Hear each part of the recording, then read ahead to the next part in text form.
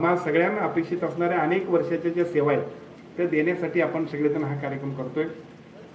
गारगोटीमध्ये attack आला तर कोल्हापूरशिवाय पर्याय नाही, गारगोटीमध्ये ॲक्सिडेंट झाला तर सिटी स्कॅन करायचं झालं तर कोल्हापूरशिवाय पर्याय नाही। मला असं वाटतं की आपण सगळी काही चांगलं कामं करतोय, त्यातलं एक महत्त्वाचं काम आज बजूभाई जर आपण कुठलं करत असेल तर आज कुठलाही ॲक्सिडेंट झाला तर पटदिशी ऑपरेशन करायचं झालं तरी सुद्धा सिटी स्कॅनला कोल्हापूरला जायला पाहिजे। आता गरज नाही, इथं सिटी स्कॅन इथं 4,000 5,000 10,000ची गरज नाही, मोफत शासनानं पैसे द्यायचे आणि तुमचा सगळा या सगळ्याची खर्च उचलायचा। टोडी इको की जी सगळ्यात महत्त्वाची अशा पद्धतीची सुविधा आहे। नेमकं आपल्याला आजार काय झाला याच्यापेक्षा सुद्धा समजा अटॅक आला तर त्याची तीव्रता काय हे बघण्यासाठी सुद्धा कुठल्याही तुम्ही एमडी मेडिसिन डॉक्टरकडे गेला, मोठमोठ्या हॉस्पिटलमध्ये गेला तर पहिल्यांदा तुम्हाला सगळ्यांना टोडी इकोला सामोरं जावं लागतं। आणि मी आपल्याला सांगतो की टोडी इकोची इथं सुविधा झाल्यामुळं तात्काळ ज्या काय उपचार करायला पाहिजे त्या सगळ्यासाठीची सुरुवात आपण या ठिकाणी करतोय।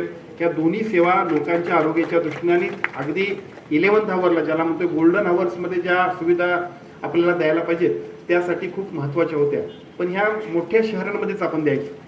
परंतु मोठ्या शहरांपेक्षा सुद्धा आपल्याला या सगळ्या जिथं जिथं आवश्यकता अशा ठिकाणी जर द्यायच्या झाल्या तर त्याची सुरुवात ही गारगोटीपासून आपण करतोय। आता महाराष्ट्रात सगळीकडे सुरुवात होईल, त्याची सुरुवात मात्र गारगोटीपासून करतोय असं म्हणायला काही हरकत नाही।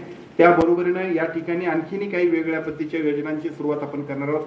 पुढच्या 15 ऑगस्टपर्यंत हॉस्पिटल जे 30 बेड्स आहेत आम्ही तिथं चांगल्या पद्धतीनं जिल्ह्यातलं सगळ्यात महत्त्वाचं एक सेंटर डोळ्यांचं मोतीबिंदूचं आपण चालू करू शकतोय।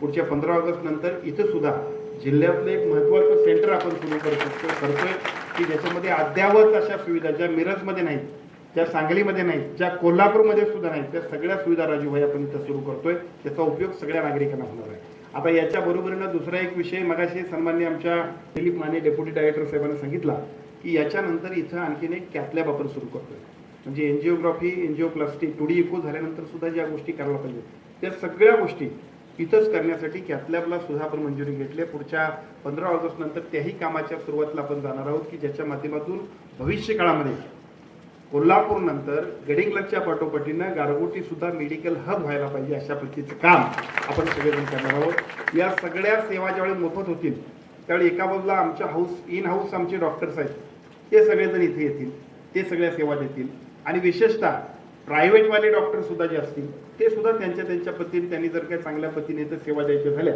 तर पहिल्यांदा कुठलाही एमडी मेडिसिन काय म्हणायचा की टोडी इको पाहिजे, बाकी सगळं पाहिजे, मग ते ग्रामीण भागात कसं मिळणार, तर ते आपण सगळं द्यायला हवं। सिटी स्कॅन द्यायला, त्यामुळे ऑर्थोपेडिकच्या सगळ्या यंत्रणा आपण सगळं रणनीती द्यावी।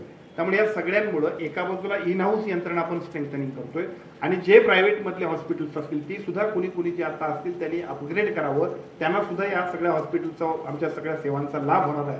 त्यामुळे त्यांनी सुद्धा पुढे तर बघता बघता गारगोटी हे मेडिकल हब बनवणं अशा पद्धतीचं काम करायसाठी आपण सगळेजण पुढे जाऊया।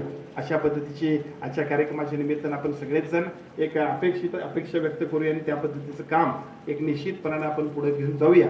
अशा पद्धतीचं आजच्या कार्यक्रमाच्या निमित्तानं मी आपल्या सर्वांना विनंती करतो। कार्यक्रमाच्या निमित्तानं अजून एका सेवेची आपण सुरुवात करावी। आपल्या सगळ्यांच्यासाठी दुसरा मुद्दा असा आहे की आता समजा सिटी स्कॅन इथं झाला तर सिटी स्कॅन झाल्यानंतर परत आपल्याला ऑर्थोपेडिकसाठी कुठेतरी खाजगीमध्ये जावं लागतं। मला सांगायला खूप अभिमान वाटतो की सियाम नावाचं मशीन आहे आणि आमच्या तारळकर मॅडमला आणि डीडीला मी जॉब दिलेला आहे की आता पुढच्या टप्प्यामध्ये हिप आणि नी म्हणजे जे आता विशेषतः आपल्याला कोरोना नंतर ह्या सगळ्या सांधे रोपणाचा सुद्धा खूप अवघड काम होऊन बसलंय आणि मग मला इतका ताप होतोय की प्रत्येक वेळा अगदी आमच्या रवी गुप्तेच्या आईची ऑपरेशन करायचं होतं तर पुण्याला, मुंबईला मोठमोठ्या हॉस्पिटलमध्ये आम्ही विनंती करत होतो। आता सगळ्या महाराष्ट्रातनं राहू दे पण कोल्हापुरातल्या सगळ्या लोकांनी सुद्धा हिप आणि नी रिप्लेसमेंटसाठी या गारगोटीच्या रुग्णाला यायला पाहिजे अशा पद्धतीने सगळ्या मशिनरी आपण उपलब्ध करून देणार आहोत। त्याची सुरुवात झाल्यानंतर तेही काम आपण चांगल्या पद्धतीने करूया। बघता जे प्रश्न सगळ्या लोकांना पडतात त्या सगळ्या प्रश्नांची उत्तरं म्हणजे गारगोटीचं उपजिल्हा रुग्णालय व्हा अशा पद्धतीचं काम आपण सगळेजण करूया।